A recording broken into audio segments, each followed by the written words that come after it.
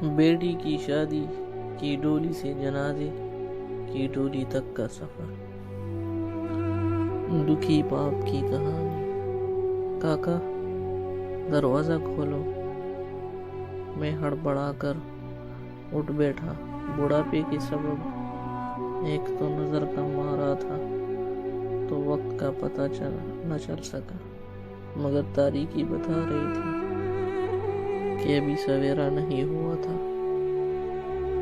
لڑکھڑاتے قدموں سے دروازے کی جانب بڑھا تو سامنے میرے داماد کا چھوٹا بھائی کھڑا تھا۔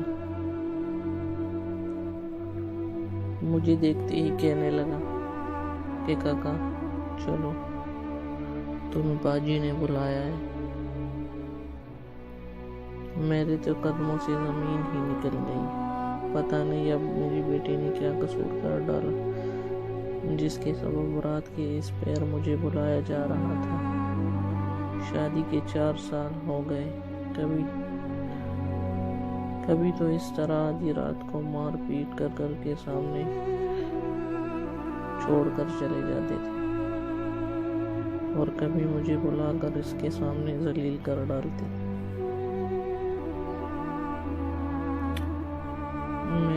میں نے پیر میں جوتی پہنی اور ذلیل ہونے کے لیے نکل گیا۔ شاید بیٹی کا باپ ہونا ذلت ہی ہے، تبھی تو میرا داماد 3 بیٹیوں کے پیدا کرنے پر مجھے اور میری بیٹی کو بے طرح ذلیل کیا جا رہا تھا۔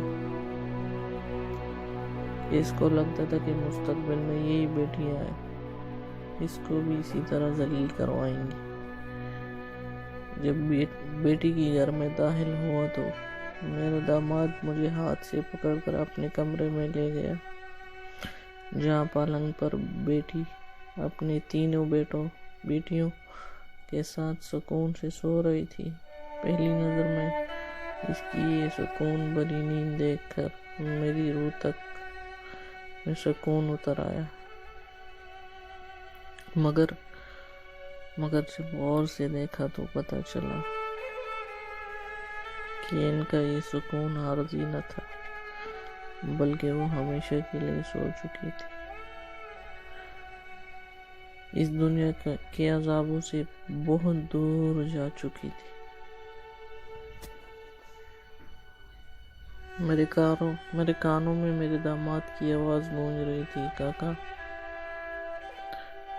یہ گناہوں کی پوٹلیاں رات اٹھا کر اپنے گھر لے جا کر دفنا دے۔ میں ان حرام موت مرنے والیوں کو جنازہ اپنے گھر سے نہیں اٹھانے دوں گا۔ مجھے سمجھ نہیں آیا کہ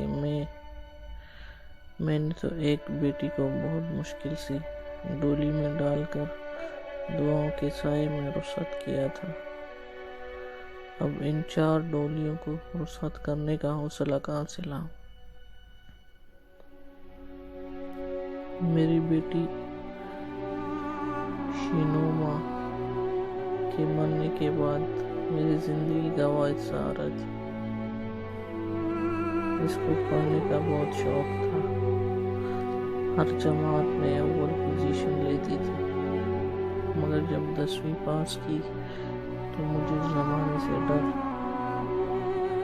زمانے نے ڈرا ڈالا کہ میں اب جوان بیٹی کو نہیں سنبھال پاؤں گا، اسی لیے اس کے رونے کی پرواہ نہ کرتے ہوئے اس کا ہاتھ اپنے ایک جاننے والے کے بیٹے کے ہاتھ میں تھما دیا۔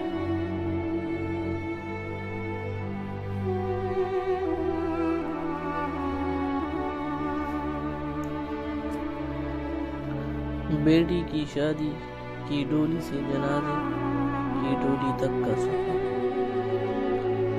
دکھی باپ کی کہانی۔ کاکا